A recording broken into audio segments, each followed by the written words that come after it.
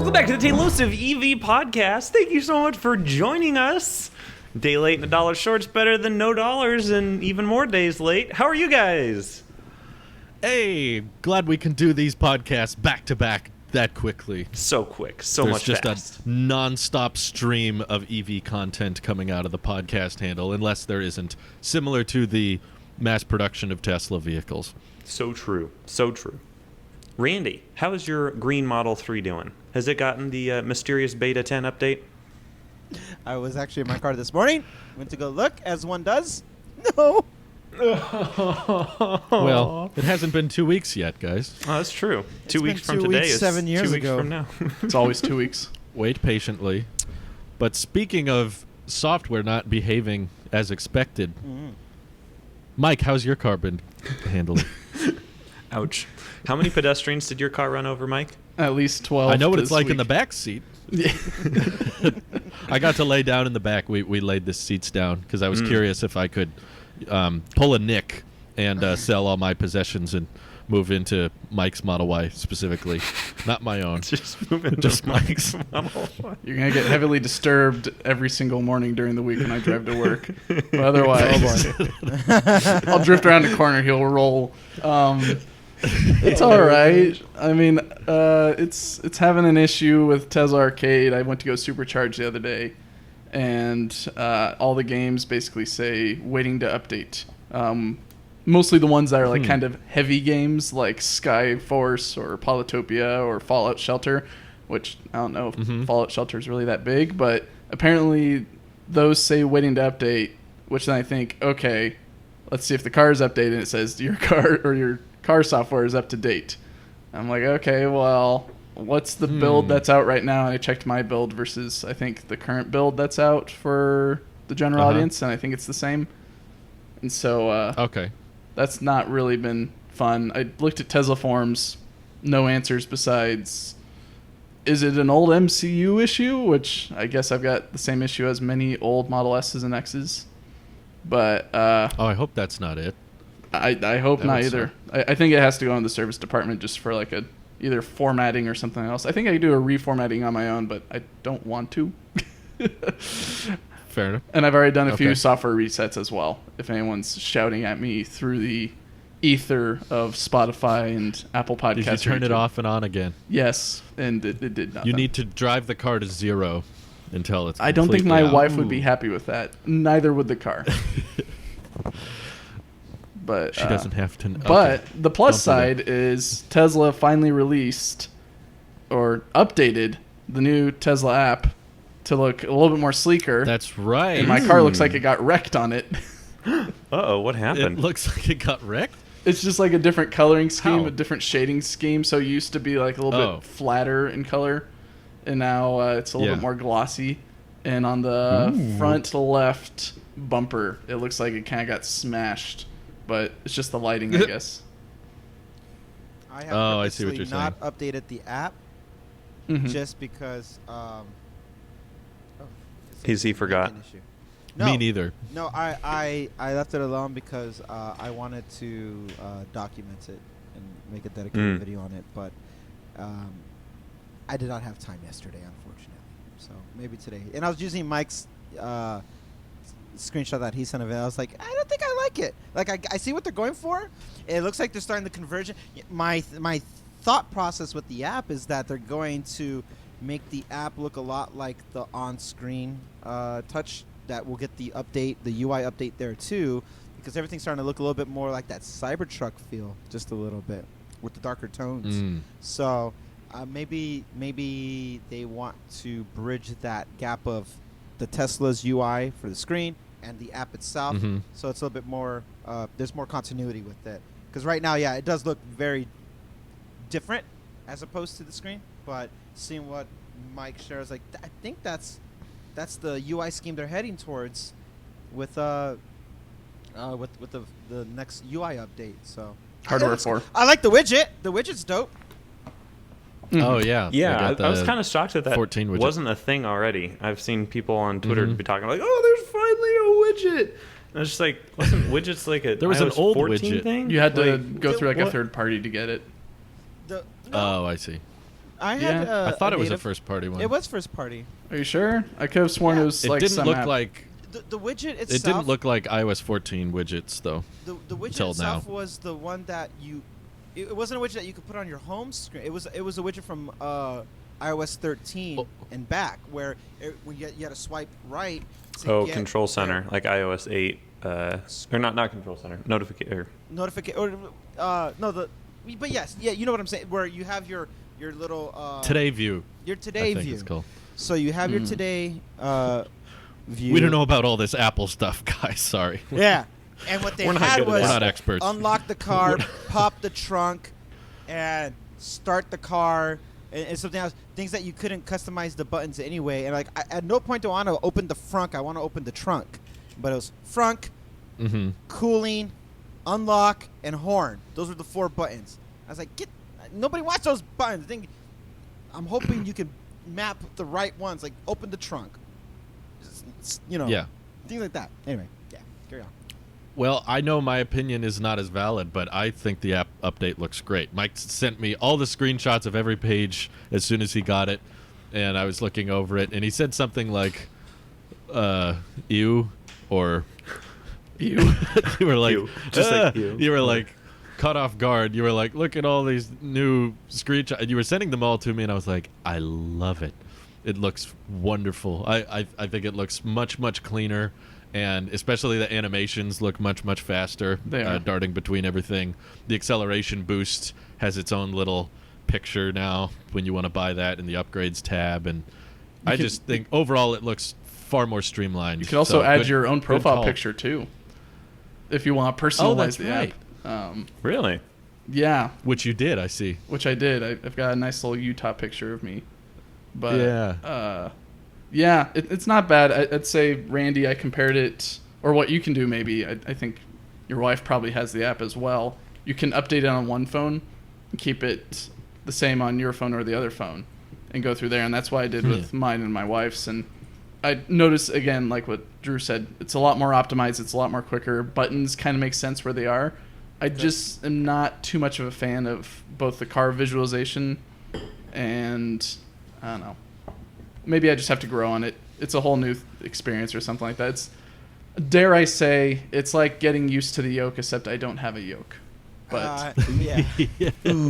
I think the everything about the new update looks refreshed and clean and more modern, and it makes sense in the sense that it looks like it's heading towards the new overall UI with that continuity. I like no borders. That there's no ring border for each app. There's no line in between control, climate, locate. All that stuff is, it's cool. And I also like the fact that it's, interesting. Yeah, I like the fact it's not pure black. Like, I know OLED is not going to be like OLED, but it just feels more matte, the app itself. So the black is cool for just, not killing battery, but at the end of the day, it's not that big of a deal. And I like that darker gray tint that makes it feel matte. So everything about the UI looks cool, but I'm also looking at it as a observer, not someone who's using the app, so I am being a hypocrite about it. But just even the fact that the widget it got an update, and you could see the phone or the key on there. I like it all, and I see what you mean. I'm looking at it right now. I see what you mean about the button placements. Makes a little bit more sense, which I like. And is that the frunk still, Mike, or is that the trunk? the frunk or trunk? What do you mean? Right below the icon The on icon. Is that still the frunk? I think it is. I Looks like believe it. So let me quickly check. If you click it, it'll tell you open frunk or open Yeah. trunk. Yeah, that's the frunk. Man, I hate it. Never They mind. also- I changed my mind. They also have a remote play thing though that Mike Yeah. was pointing out. So what was it? I think you still have to kind of have a door open. I was trying to fiddle with it last night, but before, I don't remember if this was a feature.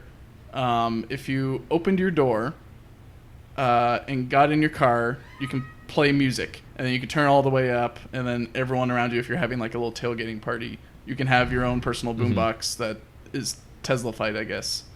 The only issue is once you close the door, whatever door you close, the music stops.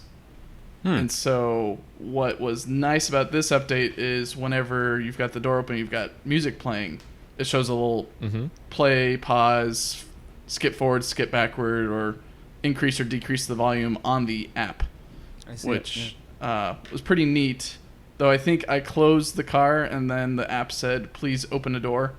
So then I think I tried opening the tailgate and that didn't change anything. I was also in a rush last night. But Mike, when you open the door, does the volume still, drop? yeah, that's a usual Tesla feature, I like that. which Okay. isn't bad. Did you guys catch that if you open the app while the car is driving, it's moving, its No. wheels are moving, No and it way. shows the speed? No way. It shows don't like get to lane see markings that. going by. I'm not looking at my I know phone. you're driving it, but someone posted it on Twitter, and they were like, "You can see the car in motion when it's moving somewhere, and you can see the speed next to it instead of the battery." Well, I think alongside the battery percentage, it says the speed, and I thought that was cool. Plus, someone was mentioning that if you have one phone and multiple Teslas, with the updated app, you can walk up to one and it'll unlock and walk away, and then walk up to the other one. It's like better for multi-car support, which I guess That's good. none of us here can test No, yet. no, sorry.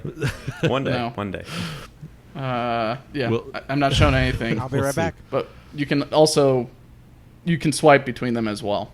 So instead of having to go through a menu, you can just swipe to whatever one you have. Right. Unfortunately, so you'd have multiple cars there. I only have one, so hmm Dang. Where is? But you do have the tequila. I was What's going the to say, yeah, the referral tequila is the tab? best. the full tab is still there. It still kind of looks the same. Only difference is they've now added, what was it, solar as its own tab. So before you'd scroll all the way down to the bottom and there's where your solar referrals are. Now you've got a nice little tab on the top that changes between car and solar referrals. It's also a lot quicker. That was a good choice. Yeah. Did you see that the Tesla app had lines of code referencing different ways to redeem referrals? Like, not just supercharging miles. It might be going towards merch or services. No, I didn't. Nope. That's pretty cool. It was spotted by Whole Mars blog, but I Not think green the that only? would be far more interesting. Well, probably both of them found it simultaneously. Okay. I bet Green found it first, but he said it could be used to redeem vehicle software upgrades, including FSD or perhaps the performance upgrade, the acceleration boost, that's what it's called. So I could see a ton of people using that, especially for the type of person that's charging at home most of the time anyway. You get all these supercharging miles and you never use them, or you have to go out of your way to use them. So if you can use those referral credits towards, Tesla Kila. That's and- me. I don't use it, but thing is, you have such a big window of time to use it before you lose it. I think I would still take the miles. I like the miles. It's the most efficient way of doing it anyway. For those times where I want to go on this little road trip. I want to go to this, that. I don't want to pay for it. So, yeah, I'd rather do that than getting FSD for a month for free or whatever the equivalent is. Because you have it. Well, I know, but I'm thinking like if the next vehicle won't have it. So if I have the option and I'm going to use my own referral because duh, and Because duh. Self-referral. duh, yeah. But the miles to me just seems to be the most valuable for my situation. I think people who want to upgrade but can't afford it. That's a good. I just feel like there's a bunch of people that are going to have more supercharging miles than they need. I saw someone with the free 200,000 supercharging- kilometers, and it was insane. Exactly. There's some Wow. people with an absurd amount of miles that are like, I can't do anything with this. So I'm going to just have free supercharging for a while. And if I could redeem these towards something else, I bet they would totally do it. If you could transfer it, that would be cool. Not even to like, oh, here, Mike, I got you, buddy, but like within your own profile that you have in your series of cars. Like, I'm going to put it for this car. I'm going to put it for this car. And maybe. Well, I think they're tied to the account, aren't they? Yeah, but here, so imagine like I've got my account with my Y, and then my wife has her account with her Cybertruck, and she wants a whole bunch of supercharging miles so that way she can drive Oh, and I do see. horse stuff. she has there's no way, unless I think in this circumstance what she would have to do is transfer the Cybertruck to my ownership, and then I'd have to enable her access to the Cybertruck. Then we have the free supercharging miles on that vehicle. Oof. Which This is getting me worried. about the Cybertruck? About the Cybertruck? On the Cybertruck? What? I was trying to be subtle, and you guys just No. Slapped We the unsettle everything. I'm too We are woke. very I'm unsettled. paying attention. very subtle. Yeah. Oh well. Yeah, no, I'm in the That's a good same point. I'm in the same camp as well, Randy, though, in the fact that I don't charge at home because I don't have solar, and PG&E charges me an arm and a leg. And so I strictly use my supercharging miles as my electricity for the car, which probably isn't good to supercharge it all the time, but what are you going to do? Upgrade the new battery. I think it'll be okay. Get the new battery that lets you charge us to 100 with no pain. That'd be interesting, being able to battery swap to LFP. I don't think it would fit your dual motor. Really? Really? Yeah, they I guess say you got to sell it. Get a new one. Yep. Yeah, we have a Cybertruck. Maybe you guys The need 2 Cybertrucks. LFP batteries. The LFP Teslas weigh about the same as the dual motor long range Teslas, despite the battery pack having less energy because it's a less energy dense chemistry. So I don't think you could just pop an LFP in there, or if you wouldn't did, it have would the be same very low range. Yeah. Much lower. It would not be a standard range. It would be like a 120, 150 mile range. Yeah. Plus the dual motor draws more power, adds to weight, so it'd be interesting, but I don't think people would want to go for it. No. Probably still have better range than a Porsche Taycan. So If it's not going high speed, yeah. He's still harping on the Taycan. of course. It's I good. mean, It's the only high, been like a high year and a speed half. range. It's only been a year It's and a half. It's good for the highway travel. Yeah. It's not that bad. Nick, bad at all. Nick, the one to harp on is the Audi e-tron Sport, whatever it is, because that's just a re-skin of the Taycan, but Oh. with worse specs and maybe prettier interior. Depends on if you're into Audi's interior. If I wanted to harp on a non-Tesla EV, I'd still have to harp on the Mach-E because that one dealer couldn't find a key that one time, and I'm still mad about that. I think about that every single time I look at a dealership that's either owned by Ford or Chevy or something. I'm like, Nick couldn't even get in a Mach-E that they had at the store. Like, It was there. I was touching it. But the guy had the key, and he couldn't figure out how to use it, or maybe it was the wrong key, and grr. It's almost like he Wrong didn't want to key. sell me an EV without a huge expensive maintenance package. I don't see a Mach-E by the Ford dealer I test drove one at anymore. So they either sold it and they don't have any more in stock, or took it around the back and shot it to make sure it wouldn't Put it out of its misery. get in the hands of any potential Ford customer. Yikes. But I could see why he may have not wanted to show you Blue Cruise. You know what? I was really, really impressed that Ford had the gumption to let Sandy Monroe sit behind the wheel of Blue Cruise and try to show it off. That was He so seemed so funny. uncomfortable the whole time. The salesman or Sandy? No, Sandy. Yeah. I was gonna say both. Both are kind of just. I Sandy's was just like, uncomfortable watching this it. is terrible, and the sales guy's just like, this isn't good for Ford. Yeah. And also, So I it's don't. hands-free, but I don't the- work on the car. I just sell it. right. Except I don't think it was It's a like, salesman. yeah, so if it starts turning, put your hands back on the wheel. It's like, maybe So don't call Bruce it Cruise, hands-free. I mean, Blue Cruise is Bruce. good for anything that's just driving straight.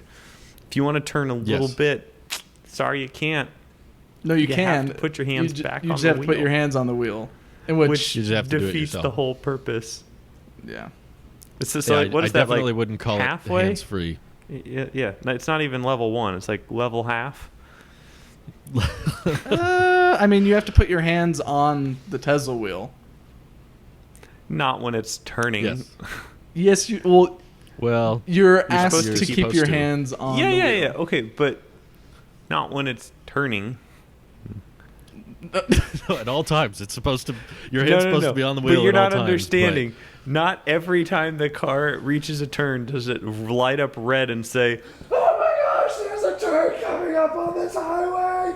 We need the human. Get the human's attention. Light the alarms. Get everything going." What happens Turn if it straight doesn't? on." Does it just disengage and then you go into the Just drive barrier? straight off the road.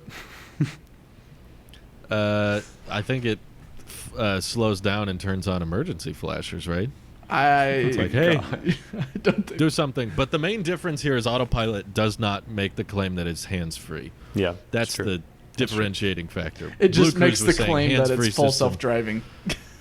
Yeah, they have a bigger problem, which In is fact, autopilot honestly goes even above to say that it's not hands-free. They make sure you know it's not hands-free. yes. Grab the wheel. It's full self-driving, but pay attention and keep your hands on the wheel. But it's full. Other than that name, everything is very honest and straightforward, I would say. 2 weeks. Everything else about it discloses the 2 weeks, discloses this is not autonomous. You have to pay attention. This is not a self-driving car yet. It does all of its best to disclose everything, and yet they still call it full self-driving. That's like the one hang-up I have with it. Really glad with the change in direction after AI Day. I don't even think they said the word robotaxi at AI Day. That was my only fear. Nothing else besides just them did saying not the word want- robotaxi. Oh, I know the robot. I'm Yeah. 100% on board for. The robot, they don't give a concrete timeline on. Now they don't give a concrete timeline on level 5 autonomy, which I'm fine with. But the last piece of the puzzle for me would just be change the name. Don't call it FSD. Throws everybody off. Everyone complains. Someone was using Tesla's full self-driving software package and crashed. It's like, now everyone's going to think it's the software. Yeah. But it's Elon's fault. It is. I wonder if Lucid is Well, going to get this yeah. much flack when they finally enter the market with whatever level 2 full self-driving autonomy they have. What are they going to call that again? They'll probably be smart enough to not call it that, I'd assume. But they're not going to have many miles driven for a while. So I'm guessing we won't hear much about collisions or accidents because the volume of the vehicles are super duper low. Yeah. Oh well. I just want them to deliver a car first. Then we can worry about their autonomous driving. Dividing the Dream Edition. Lucid decided they didn't have enough tiers, so they took it a step further. Now the Dream Edition comes in a range version and a performance version, not to be confused with Air Grand Touring, Air Touring, or Air Pure. All of which are the same vehicle, but with different packages, I guess. Mm-hmm. Too much. No, thank you. I think it's nice for those that wanted to prioritize one or the other, but it's also a bummer that you don't get both with the Dream Edition. Yeah, I thought that was the idea. Yeah. I thought the Air Grand Touring was for those who wanted more range, because that one went 517 miles on a charge, Mm-hmm. and the Dream Edition was supposed to be 503 miles, but all this better performance, and now it's like, actually, it's only over 500 for the range version where we tinker down the horsepower. I don't know. Tesla used to have such a complicated lineup with the S's. You know, didn't they have the 60, the 75, and the 85, and the 90, and the 100, and the dual motor and single motor? And you notice that back when they offered all those, they weren't very profitable. They were kind of burning through cash. They weren't making much money when they had all these different options. They Market weren't really gain profitable. was the name of the game. Yeah. And they didn't really turn a profit until they started simplifying everything and really, really mainstreaming all of their products. So if Lucid can find a way to make a complicated lineup profitable, good for them. But I have yet to see EV startup make that happen. So I wish them all the best, but geez. Also, I'm worried about the Rivian because we're at the end of August There it now. is. Well, they have been a little bit more vocal than Lucid, I'd say. They've been talking with their customers a little bit, or at least giving updates of, we're going to deliver in September. Which Twice. is They're now letting just a few their- days away. Yeah. Yep. And they're letting reservation holders drive the car, which is a step in the right direction. Drive the production models or whatever. Prototype. I think I just read that Rivian is filing to IPO. Oh no! Oh wow! Oh dear! Oh no! So Oh no! It Rivian, might that's be what I time. loved about you. I Oh no! You were the chosen one. You were supposed to make him be successful, not join Nicola. apparently they filed confidentially, but I mean it was inevitable. I mean, it is inevitable, but like they don't have something on the roads yet. Like that's step one. Well, I think they're not public yet. I think Yeah, that's true. But I think the idea is to deliver the product and then IPO, if I remember correctly. But they're probably wanting that to be a very quick turnover, so that they can say, "All right, we've delivered a vehicle, it's on the road. Now you can buy our stock." So hopefully that works in their That would favor. be a little bit of a different story then. Is if you have a product, you're not a services company, so that's why I don't understand it. Have your product, go public. I don't at that point. I don't really care. You know, it's no who's to anyone say when's the right time to go public or not. That's all discussed internally anyway. But you're a car company. Give me a freaking car. Then let's talk about the evaluation, what your company's worth at that point. But deliver the product. Don't deliver a concept. That is, I don't know. And then pump the stock. Yeah. Through your Twitter promotions. Yeah, I'm not. That's not my favorite. I'm getting worried. Dare I say? Dare I say? Well, they haven't officially filed it yet, so there's still a good. This is a source from Bloomberg. So, if all goes smoothly, I would assume they go public right after deliveries start. They're like, okay, everyone, buy our stock. We have a product. It's out. There's like 5 of them. So we're ahead of the game. Yeah. Just a tad bit. Did you guys catch the Tesla Semi being tested out in Modesto? Nick? you know what? I was so excited about that. I saw the Tesla Semi back in person, and it's been a while since we've Of seen it course. driving around. And You couldn't help but bring that up. I know I couldn't. I mean, Randy. Every time we talk about the Cybertruck, Randy rubs it in that he's seen the Cybertruck, and I haven't. I have so. not even. No, I haven't. But Oh, since yeah, we're talking you about have. it, since we're talking about it, before we hit record, Since we're Randy, talking there's about a it, Nicholas. 5-minute rant. Oh yeah, before we hit record, Since there's a we're 5-minute talking rant of you about telling me things- all about the Cybertruck and how when you saw it, it was special and beautiful, and I wasn't even there. You suck, so you can Nick. shut up, Randy. You are. Mike I saw love the you. top of the Cybertruck. you suck, You Mike. suck, Randy. Oh my gosh, Mike, what are you doing? You didn't even take a picture and send it to me. I can't I was gonna say I don't want to toot my own horn, but I've seen both semis. But Hey, who is this guy? Oh, Get him out of here! Who is this He's guy? saying both. Why would we let him on the Wow. show? Why are you here? I might. We're gonna go to the shareholder meeting. Oh, you are? We're gonna look for the Cybertruck. Hopefully, it's there. Mike is pretty convinced. I'm pretty sure it's Sick gonna be there. invite, guys. You want to Yeah. come over here to the West Coast? Go ahead. Yes, I Can I stay? Thank you for What's asking. that scene in Mulan? Would you like to stay for dinner? Would you like to stay forever? Yeah. make a road trip with your free supercharging miles, Or and just then fly. see the Cybertruck. And you can again swing for the by me first in time. Starbase. I will be all out of supercharging miles before then. I only had enough to get me here, free of charge. Charge. Okay. I get it. Next subject. How do you feel? I want to hear Mike's theory because I asked him about this before, about what Tesla's plan is with the LFP batteries being in the U.S. now. What do you think? This again? What? Mike doesn't like this question for no reason. I don't know. Why don't you like this? I don't know. I mean, we can hypothesize all day on how Tesla's grand plan is to roll out different batteries, whether it's type, like LFP, or it's dimensions, like 4680. You could do both as well, by the way. You can have an LFP 4680 battery, which would be pretty crazy in regards to how much iron's in those. But I hope you can. I think you can. I'm pretty sure you're just changing the chemistry inside of the canister. So it wouldn't be As too far much as of we an know, issue. we can't get any 4680s now. We don't know that. So- It's all predict. They're not really predictions. More just people. However, LFP is out. That's LFP is exists. out. You can buy one. There's 5 of them in my area. Nice. Hot single Model 3s in my area. Hot LFP batteries are looking for owners. In your area. Gosh, Let me see. 1, true. 2, 3, Hi, 4. baby. How are you charging tonight? To 100%. There's 8 in my area.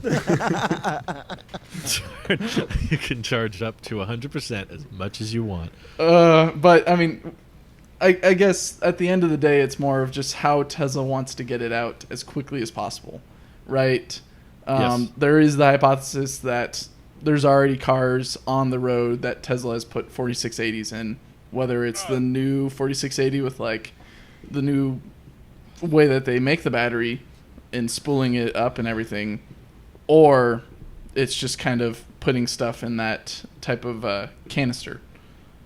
But what we do know is that LFP is out, I guess unofficially or officially, and how that's going to affect Fremont and what it makes.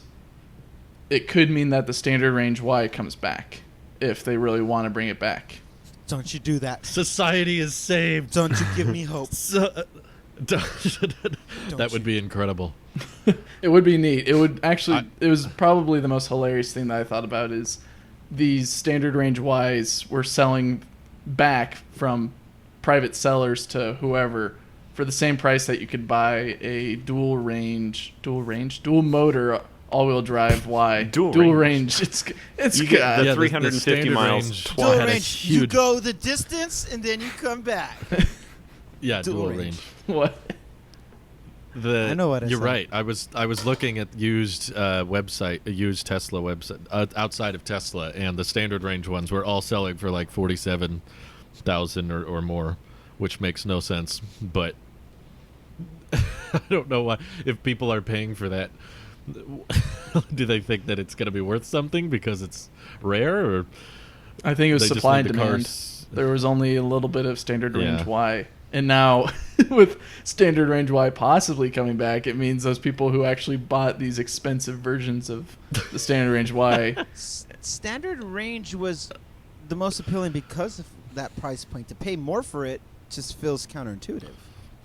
Yeah, I agree. That would defeat the purpose. If you were like a grand or two away from the price of a long range, This one Why had bother? inferior software, hardware, but it's okay. And worst sell, I'll pay $45 for this.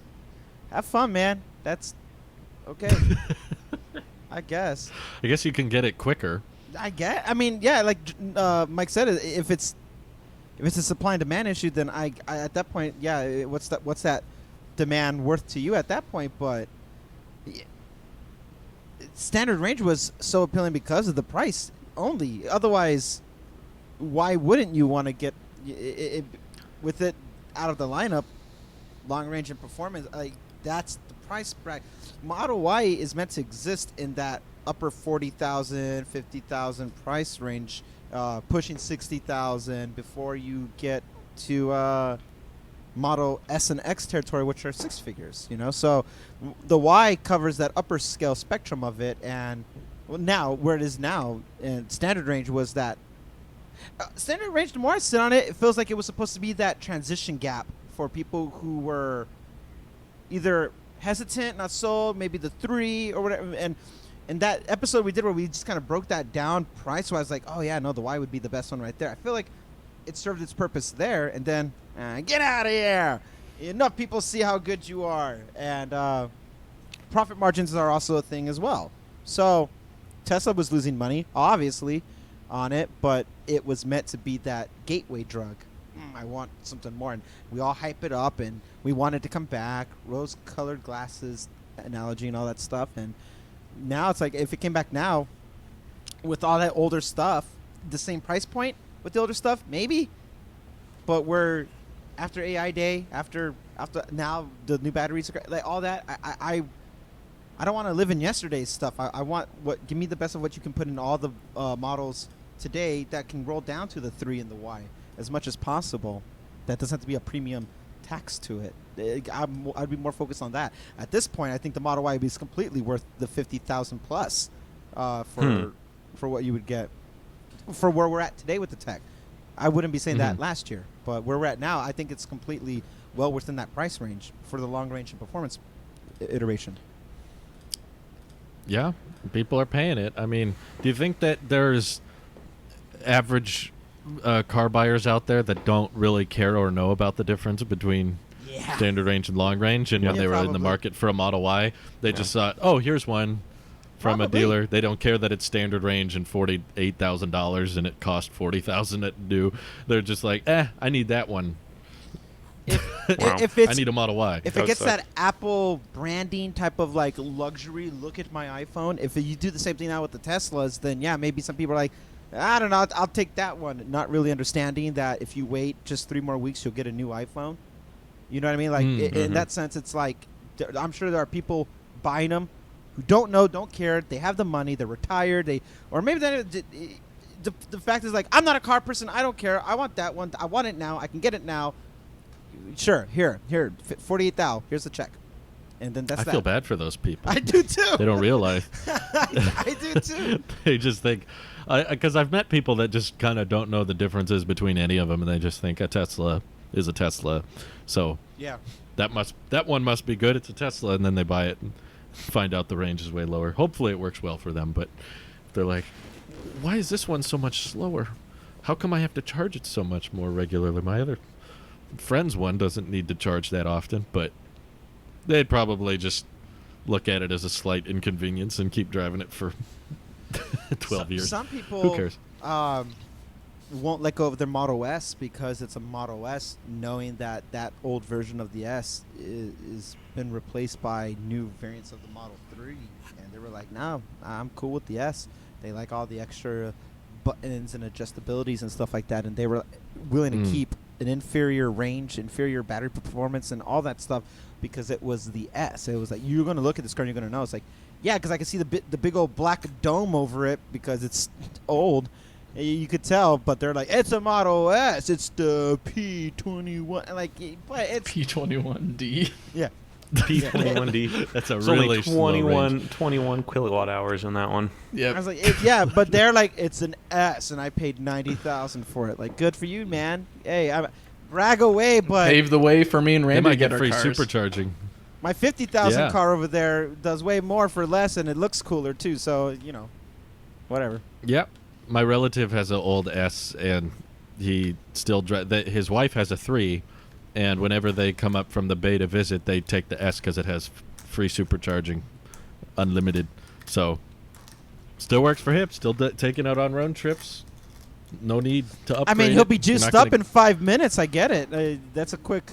That's like a gas pump there. It only takes 5 minutes to get all 100 miles recharged. So If That's it pretty can quick, yeah. accept it, yeah. I asked him if he had much degradation on his, and he said he didn't notice. I was like, does it not go as far as it used to? And he was like, I don't know. I just I don't I just know. drive it. I think it's more of a Tesla Twitter thing to be like, what is the full charge when you get up to 100%? I think the everyday people are just like, if it's low, I plug it in. Yeah. And then I drive it till it's low again. That's kind of how we are with gas cars anyway. Kind of, yeah. I mean, I pay attention to it more now that I'm going to work a lot more these days since I'm done with school. Yes. I have to charge, I think, at least 2 times a week because I'm driving everywhere. I usually have a lot of other errands that I run in the city as well. And so to try to last, or at least have the full charge last between Sunday and Saturday, it's not going to work. I'm going to have to charge at some point in between. So that was my. I charged about 2 times a week when I was commuting to and from work all the time. That was my rough. And the thing is, and even then, I would look when charging between the two. I wasn't doing supercharging at the time. I would park at this trolley station that had free charging, and I'd get to work early enough where I could just show up and just plug that sucker in and walk away. And it's supposed to be a 4-hour charge, but I'd be gone for 9 hours, and then I'd come back. There it is. So that's the only thing that got me through any of that. But the constant driving of it, the mindset did change from having a gas vehicle where it's like, fill it to where whatever's appropriate, or top it off, and when it gets to the last eighth of a tank, then go put some gas in it. But you don't really, at least I feel like our generation knows a little bit better because of smartphones and battery degradation, and or just trying to preserve, not degradation, but just how you deplete your battery so quickly with your smartphones and stuff like that. People would be like, oh man, no, I need to plug this in now. I will plug it in at 50% if I can get that extra little bump of 20% to carry me for the next couple days or so, just out of convenience. I will anticipate for conveniences and stuff like that. That's how I mean, what I'm saying is that's how it was when I was driving to and from work, charging 2 times a day. Part of it was like, I'm at 50%. I don't know if I'm going to have this parking spot next time I get here, so I'm going to just take advantage of it now and juice it up, go from there. You guys really care about battery health. No, not health. I'm talking about, I didn't mean to say degradation. I'm talking about just being topped off all the time. Yeah. Knowing that you can go anywhere. I will use everything. I will use everything till it's dead. Yeah. At least with my electronics. Well, something that my wife worries about is because we live in California, it's wildfire season for 6 months out of the year sometimes. I was going to say 6 to 8 months lately. Yeah. And so her worry is, do we have enough, like with at least the Cybertruck, is do we have enough range to get out of our local area and be able to go somewhere without having to charge and have the horses sitting in the trailer for a long period of time. So I think that's a little bit some of the concern, at least with Californians and fires. But I guess maybe there's that worry in general to all people who get an electric car is, can I drive it a very long distance if there's an emergency? Like if an earthquake hit, will I be able to get as far away as possible if everything is burning and crashing down? How far can I go before I can make it to the next charging stop that gets me away from this city or the next 2 cities?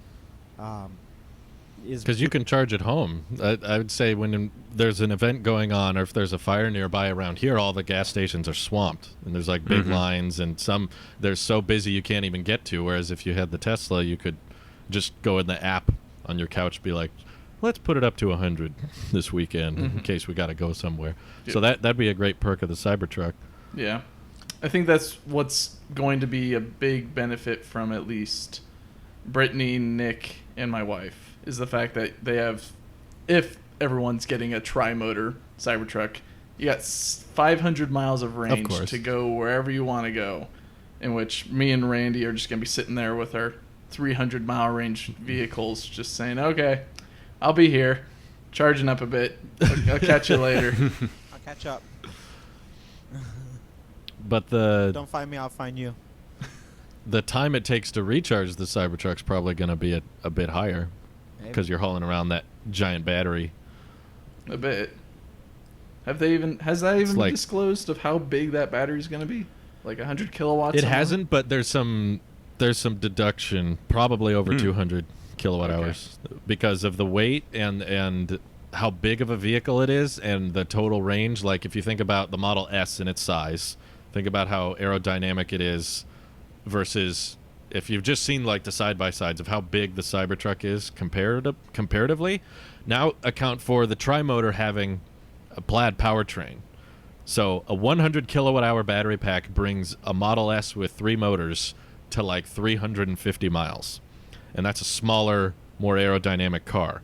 So if we're talking a bigger truck made of steel that's wider with more cargo capacity, same amount of motors, but now it's going over 500 miles, I would say at least 200 kilowatt hours, possibly more, depending on how efficient they can get that. So that's why I've said before that the Cybertruck by far is the biggest battery hog out of all the Teslas they make. The Semi takes a lot, but it'll be low volume, whereas Cybertruck is like highest demand EV ever, possibly highest demand vehicle ever, and yet all of them are going to require probably over 100 kilowatt hours each. I don't know what they're going to do with the single motor, but the dual motor to get to 300 miles is probably going to be like 110 or 120 kilowatt hours, maybe more. And the trick, of course, will be getting the 4680s cheap enough and structural so you can get the weight down, and hopefully you don't need a crazy amount of energy. But yeah, it's pushing something of that size to 500 miles will not be easy. So it's probably gonna weigh a bit, and I'm hoping that they're able to get the 350 kilowatt supercharging ready by then so that it won't take as long. Could you technically put LFP batteries in that dual motor Cybertruck then? I think I've seen people talking about Right? it. I don't. The don't- engineer's asking the YouTuber a engineering Well, question. no, I mean I'm putting this out. I'm putting this out to. Okay. To I'm everyone. putting this out to everyone as a nice little Okay. mind game query of. I think you could. I would love it. I would love it if you could. My prediction is that it's not gonna work. I think that LFP, based on the battery day chart, you noticed how they put LFP in the Robotech, the 25K car, and the Model 3 and Powerwall were all iron phosphate, and then Model Y, S, and X were all in the nickel manganese chemistry, and then Cybertruck and Semi were listed with high nickel. So my theory is that because the Cybertruck is used for towing and it's bigger and it's higher mass, it's going to need not just basic 4680s, but high nickel based 4680s. That way you can get a large amount of energy in a small amount of space and without much weight. So iron phosphate's just going to be too heavy, take up too much space, and if there was any hope in a LFP Cybertruck, it would probably be the single motor because you would have a lot more space. As far as I've seen in the teardowns, like that's how they can get iron phosphate to work, is it has to take up much more of that bottom floor than the 2170 batteries do. So if you had a big Cybertruck, which, you know, the footprint's wider and longer, so it could probably fit more batteries than a 3RY, but could you get enough iron phosphate in there to take it over 250? That's a great engineering question that I don't know the answer to, but my guess is no. But the easy answer is yes. It'd be easy to speculate on, but yeah, I have a feeling that it's more mass sensitive, so that's why it won't happen. But I just like all of the perks. Like if you can live with lower range, think about how high the cycle life is for iron phosphate, how you're supposed to get the charts I was looking at yesterday were talking like you'd be looking at 90% degradation after 750,000 miles. Like That doesn't far sound longer. Real. Well, it's much more stable. I mean, Doesn't sound right. That doesn't sound right. well, like 'Cause that's what the test. I mean, this is from Tesla. yeah, I'm just thinking nickel. Like the difference between nickel and iron on the periodic table, it's a gap, but it's not like a crazy huge gap to where like nickel depletes your range 90%, like within a year or something like that of ownership, where iron's like 750,000 miles. That Well, I think nickel drops quick and then tapers off. yeah, From the and iron battery just health takes I've seen. forever to finally take And iron off. just is very slow. Yeah. Which is what you would want in a standard range. It's like you don't have as much range, so you want to prioritize the range you do have as long as possible. I think it makes a ton of sense in that application, but it would be a big win if you could improve the density to get it over 300 miles, because then that starts nearing the long range demographic, I guess you could say. You just lose the performance, but I'm fine with that. Nick, if you had the choice between a nickel battery in a tri-motor Cybertruck or a LFP battery in a dual motor Cybertruck, knowing for how long you're going to keep the truck, and if you Ooh. somehow knew that the tri-motor Cybertruck was going to lose range from like 500 to maybe 450 at the worst or something like that. Over time? Or Over time. Right off the bat. Okay. Yeah. Within A 20 years. reasonable amount of time of owning the vehicle. Which one Okay. would you go for? Nickel. You go for nickel? still wants to try. I think, well, first of all, every time anyone says nickel, I'm always like, wait, what are you talking about? Because I hear the word Nick in there. But secondly, that's mostly the first reason why I'd go with nickel. Nickel less. Less nickel. Maybe I need to go with the Less. LFP just so we have nickel less. Right. I don't know. To You be don't care honest, about this the whole, degradation to as this, much? To be honest, this whole chemistry thing's a little over my head. I did not do super hot in chemistry, and so, yeah. I didn't either. I I'm s- just talking about I skipped it range altogether. preservation. Chemistry. Oh, It's no chemistry. wow. All right. It's We're no doing chemistry class question. now. It's just a question of, would you rather pay more for a vehicle that will lose range progressively over time versus pay less for a vehicle with less range, but it'll keep that range for longer? I think, yeah, I think hitting that 500 miles is pretty important to break that barrier, and so I'd support Tesla in having a car or a Tesla that hits that 500 mile range if it doesn't last forever, even if it's more expensive to hit that number. I personally, I could care less if it's 350 that doesn't degrade or 500 that does. To me, it's really just about getting that number out there. So when people are car shopping and they say, "Oh wow, well this one goes 500 miles," then they think, "Well, what does this gas truck go?" And then they do the math and it's like, "Oh, only 300 miles on a tank of gas? What?" And it's just like Tesla smokes it, and that's what they need to work on as they're still building out EV adoption. To the point with the nickel, That's fair. when you compare gas, a 13-gallon tank is a 13-gallon tank. That doesn't change over time, whereas the battery does change over time. So comparing the mileage or the range at that point, that's why they don't tell you, "Oh, this goes over 500," even though you could. There's the sensors in there to tell you what it's projected to get you. They tell you about the miles per gallon as opposed to the overall range, because the gallon is the gallon. Like if it's a 13-gallon, it's 13 gallons. And I think anything that gets us away from lithium and having new breakthroughs in battery, where it doesn't have to degrade. Yeah, there's still lithium. No, I know, but I like to imagine a world where we're past that. However possible, like In the quantum scape? No, what? Last time we talked about this, we did not go to bed. And I don't want to do that again. Well, it's early. We gotta. No, my brain we gonna got a be few blown. hours. But if because lithium's greatest weakness is that it degrades. It has a cycle. There are cycles of it, and before it deteriorates. And if we can have something that just holds its,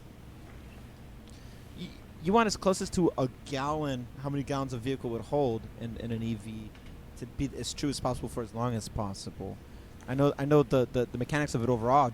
We're talking about two different subjects altogether. Funny enough, the only similarity is that they're transportation devices, but we are talking about fundamentally two different things.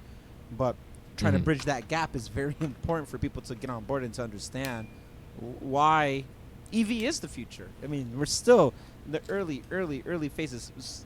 Think about 10 years after the first vehicle came out in 19 what? So we're looking at 19. Well, even then, no, that's getting way too deep into it. But it took until the 50s or 60s before we started getting the iconic branding of certain recognition of certain brands of vehicles and customizations, and things started to really expand on out there. People started experimenting a little bit more as well. I think a lot of that came from the gas station build out across the country. So, but and the highway system overall takes decades. It took decades to get to this point. Yeah. We are not decades into this thing, but I guarantee we not only are we making more advancements than we did back then over a century ago, but we are gonna supersede all of that a lot sooner too. But it's still gonna take time overall with the adoption rate.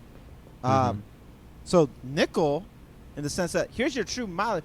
It might look if it was lower, but more true. At least it's one less.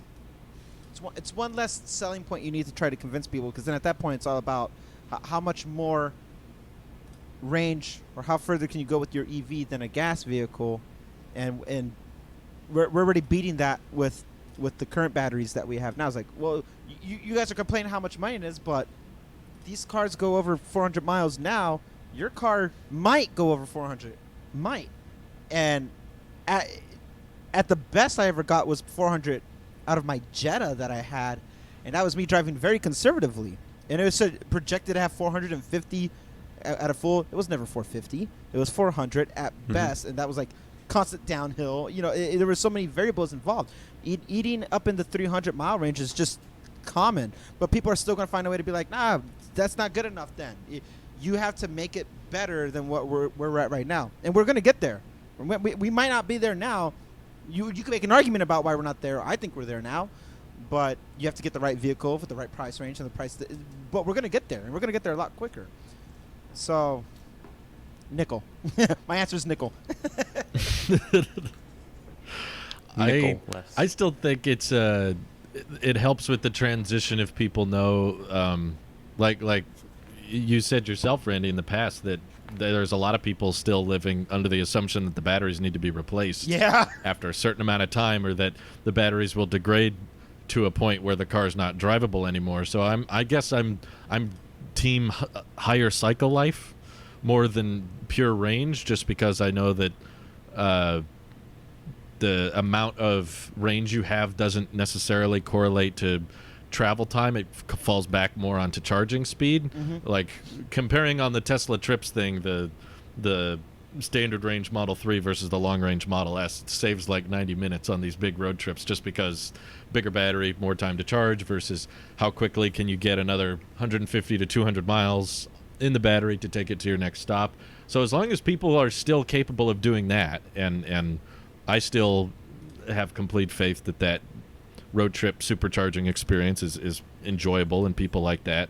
And of course iron phosphate is helping a lot with the price coming down, because there's no cobalt, and iron is much more plentiful than nickel, so they're able to build them at scale. They can build them faster and cheaper, so that helps the 25K Tesla get made sooner.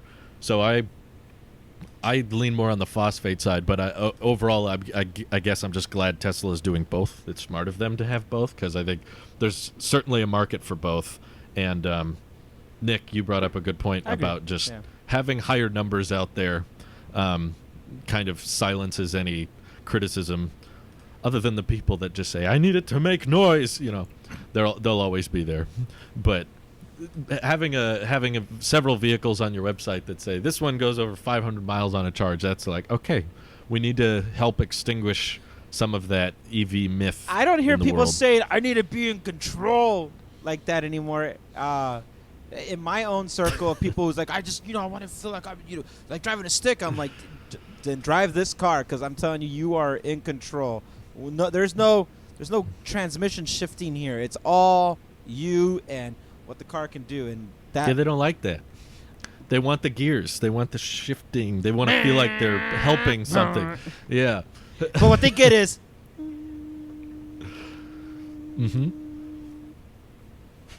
I hate gears.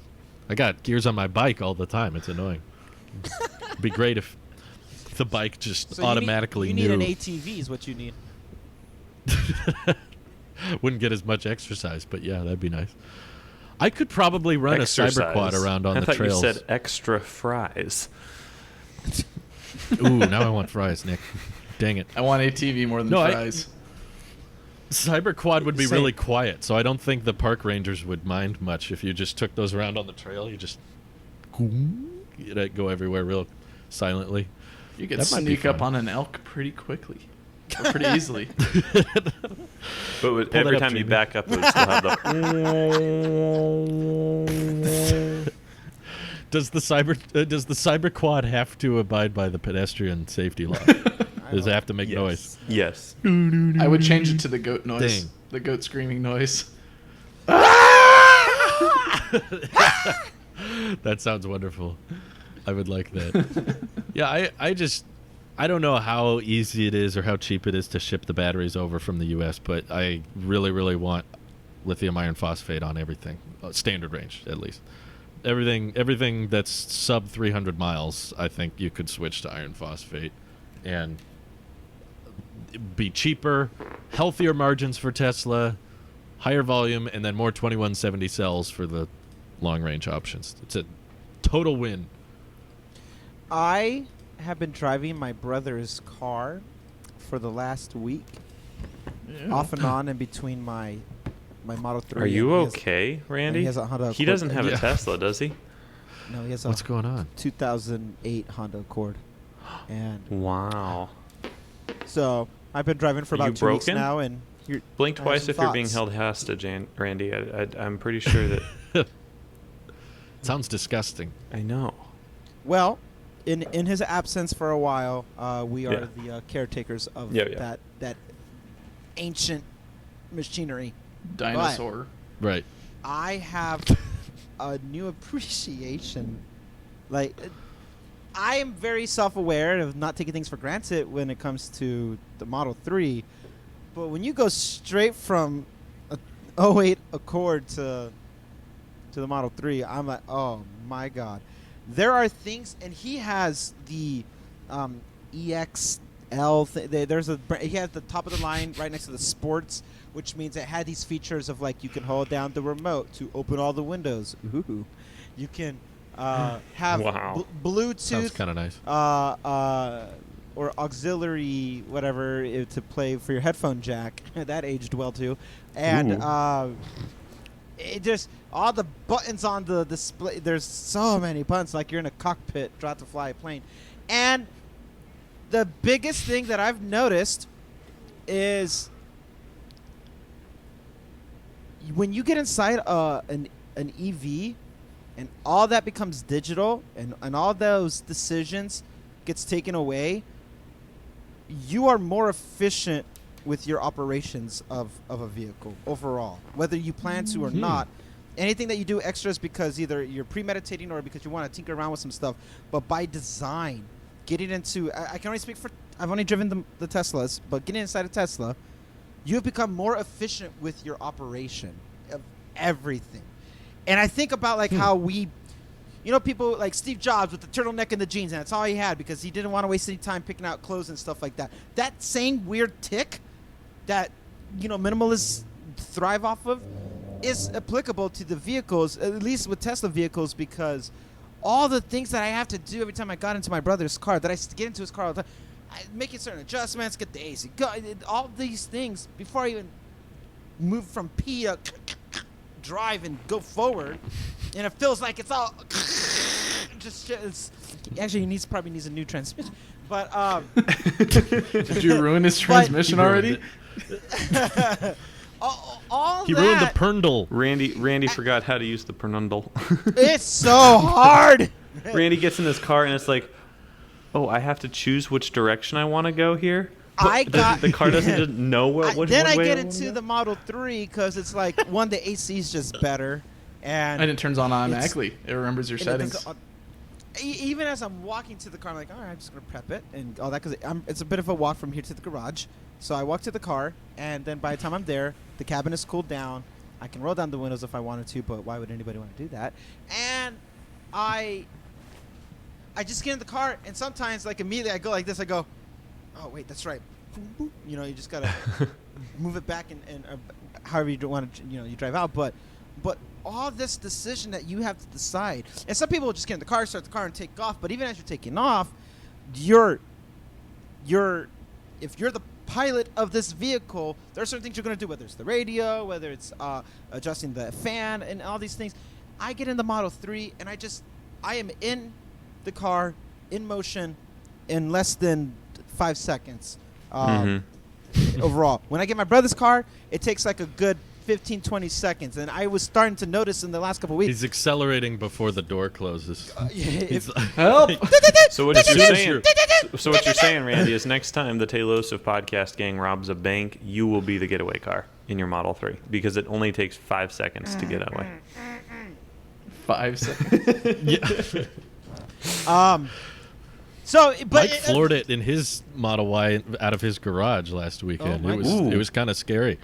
We were going out to the car, and I was trying to look in the reverse. He just the reverse camera, launches it. and he just floored it down the driveway. It went up to, I think, what did you say? I think it was like 40 50? or whatever. I mean, you have the length for it. I would. It was just like, I was like, oh, it's gone. Yeah, I guess for context, there's a street right next to my house that I can get out onto. So it's not like a suburb where it's immediately from driveway to street to other driveway. All the and kids house. in the street with the Well- drive slow sign. Yeah. You were about to the street. You were just about there. Yeah, maybe. You had to stop really fast. Yeah, I would say, Randy, getting in the Mach-E and the Leaf and the Bolt, not the recent Bolt, but the older Bolt, there still is the presence of buttons. It still takes a little bit of time, but I would still agree that EVs are a lot quicker. You don't have to shift some gear and then manually, well, I don't know. I haven't lived in a Mach-E or anything We like should that. say but- Teslas are a lot quicker. Yeah. I'll get specific. That's Because probably a on lot the better. Mach-E, you have to change the gears down here, like down by your side. You have to turn the knob to put it in drive, and then there's a start button and a stop. There's a bunch of steps that doesn't need to be there on other EVs. But yeah, from a non-EV owner, Teslas have ruined all other cars for me. I didn't Every time I get realize- in my car, I notice it. I notice the ignition. I notice the parking brake. All this steps sticks out to me, and it's all your fault, Nick. Yeah, I'll You go, just had to I'll rent go- that Model 3. I'll go and visit. visit. Oh, this is my fault. You just Okay. wanted to I'll- come and I'll hang accept that out. one. I'll accept You just that. want... Oh, Drew, just try to drive it. It'll be fun. just try. Drive the car that drives itself. Now my life is misery. Nick is probably was the catalyst of it all for me. Oh, I'm glad I inspired you. Yeah, I remember, because you had never driven a Model 3 until we met up in summer of 18. Changed my life. And Nick... Summer Was of it Nick's 18. idea to rent the car? Yeah. It I was like, if so we're Nick gonna was do like, this, Andy, if we're gonna you're do gonna this, we're do gonna do this. it right. You're gonna do it. Because And you didn't tell me about it. It was No. it was the only I was the only one of age who was able to rent because there's an age limit. So Nick and I were 14 at the time. That's Yes, right. we were Randy was 14 in 43. summer of 2018. yeah. Hey Nick and Drew, you guys want some candy? Yeah. Randy lured us into his Is Model white 3. Model 3. Hey, come on in. It's just a Tesla. And I remember back then, there wasn't wireless chargers. There was a Lightning connector and Yep. a USB connector on that part of the car Yep. for iOS and Android. Yep. And I think someone added that. That wasn't there by default. But No, that was. I just remember thinking, well, the Turo guy had added it, but it wasn't Tesla from the factory. It wasn't Lightning and I think it USB-C. was. Yeah, it is. I think it was. And it came with Yeah, the two I- cables I that have you the could cables switch them for- the either Model to 3 be still both has that. iPhone Oh, okay. or both Android or one or I the stand other. corrected. Mine Yeah, didn't. I you- always you- thought it came with nothing. No, you My- get Yeah. get one of each, and you can rotate between the two what you want. You would have to, Oh, okay. you would have to order outside, or maybe they have it inside one first party, but they wouldn't give you That like was smart. micro USB or anything. It was just USB-C Thank God. or Lightning. You had to plug into USB. If someone has a if someone has a micro USB phone and they're buying a Tesla, they've got their priorities wrong. They've got something's up there. Hey, stop But- dissing on my Motorola. That was a fun day. That was a good That day. was the highlight of the day. Was by far all of us were fighting. I remember over, or at Who least got to not drive you the car? two were fighting over. I think you offered for me to drive it, and I was too scared. I was like, "Oh, I'm gonna break it." Yeah.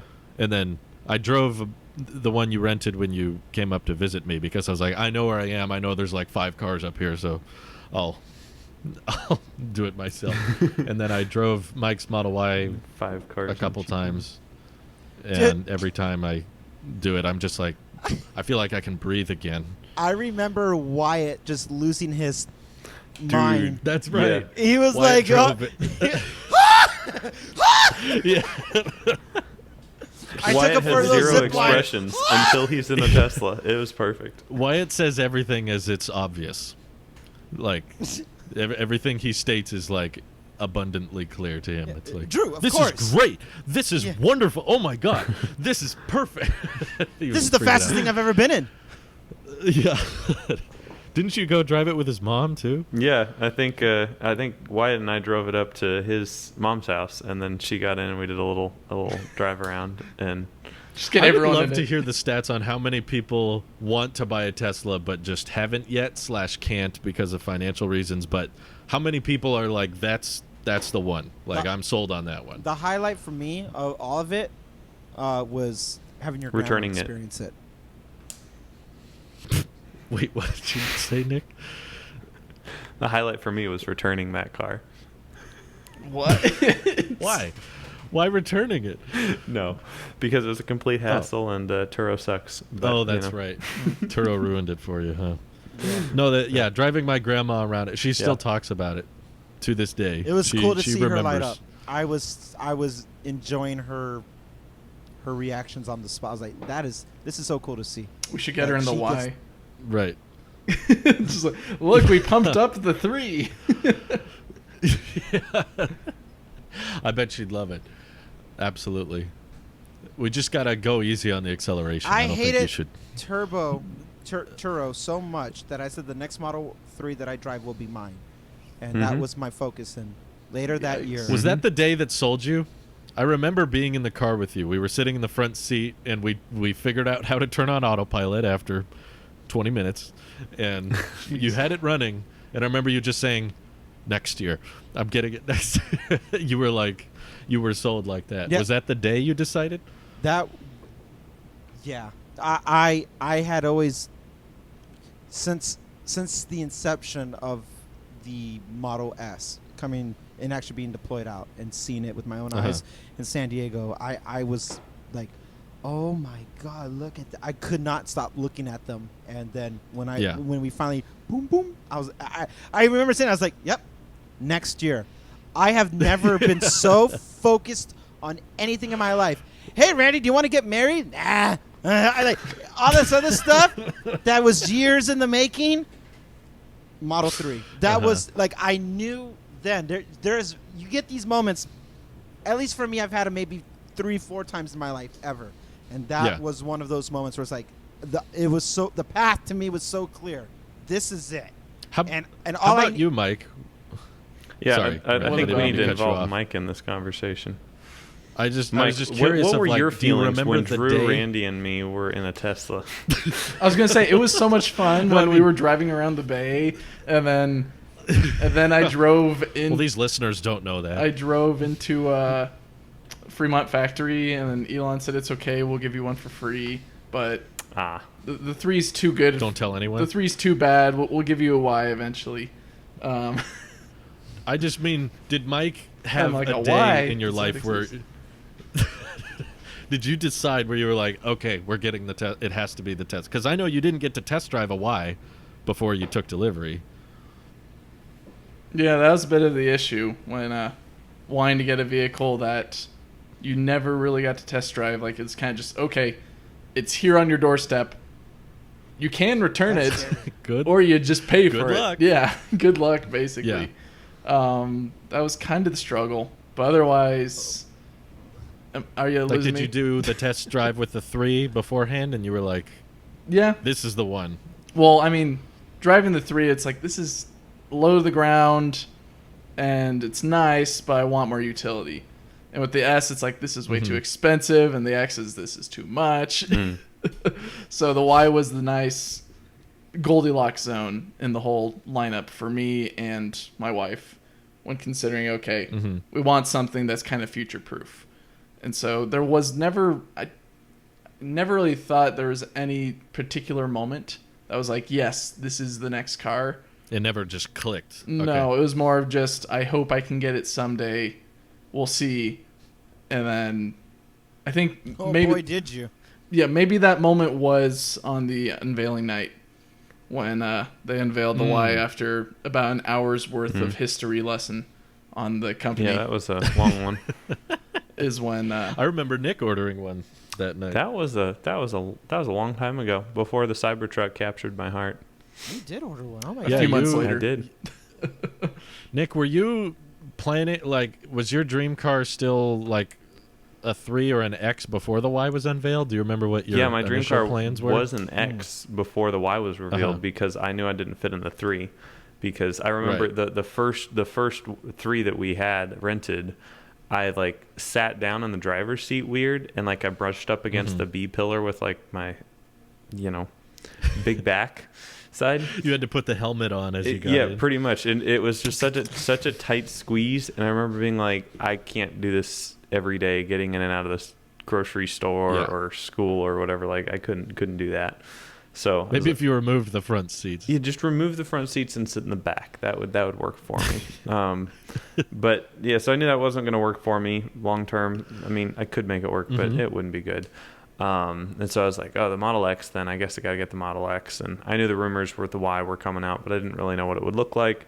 I saw the Y and I was like, oh, it's everything I love about the Model 3, but I fit in it. I'll probably fit in this one. It looks taller, looks bigger. You know, it's an SUV. You know, it should be great. So I did reserve one. I think that was what, $2,500, something like that. And I was like, okay, I got to figure out how to afford this in the next year. And so I was saving my pennies and pinching things and, you know, getting ready to go. And then a little thing called the Cybertruck came out. That ruined it for you. It wrecked everything. Everything. Made me really worried about it. Did you cancel your order that day? I think I had canceled my order a little bit before, a couple months before. Yeah, I don't really remember though. So I know I didn't cancel it because of like, the Cybertruck, but I was like, I'm not going to be ready to get the Model Y, you know, on launch day, so I'd rather get my deposit back. But yeah, the Cybertruck changed all of those plans. Yeah, you statistically are like, I need the biggest Tesla. Statistically speaking, I am just barely going to fit in whatever the largest Tesla's ever makes. Just barely. So the semi then. No matter how big it is.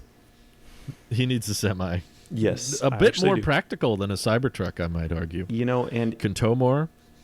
Totally. Bigger payload. Tiny More house motors. living. In Starbase, I could have like a whole studio in the back and like higher range. Did you get recognized by Elon all the time?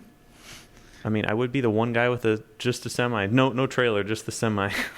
Just driving around Starbase. Nick, I'm serious. You can I think you can swing this. Yeah. All right. I think I'm going to start a GoFundMe. Get, what is it, $250,000? You just need a $20,000 deposit right now, and you just wait a couple let more me years. just go shake the couch cushions, which... Like, it's legit the price of a house. So if we look at mortgage options... Well, Drew, I don't know what houses you've been looking at, but the houses here in the Starbase area are not that much. So... I'm much more in the Cybertruck territory. But you can make a semi into a house. You can't make a house into a semi. Well, you're not thinking abstract enough, Drew. Yeah. Gonna put 4 motors on your house and drive around. Remember the movie Up? Yeah. Well, that was hydrogen. I just tripped around this corner. There goes the chimney. Whoops. My bad. Oh well. It's just 0 to 16. Yes. Anyway. Yes. 0 to 60. Yes. Do we have any closing thoughts, gentlemen? I never hit record. Welcome back to the Talos of EV podcast. Good test run. Well done. At this rate, I mean that's when we'll do it again and have the episode up by next Thursday. Yeah. Sure, why not? No, my internet's episode settled, so this one should be good. Last episode was either really late or really early. Really early. We'll go with really early. we just talked about Tesla Bot, which even though we're just talking about stuff that's a week old, don't worry about it. Yeah, just a week early. Take care, everyone. Bye-bye. Bye.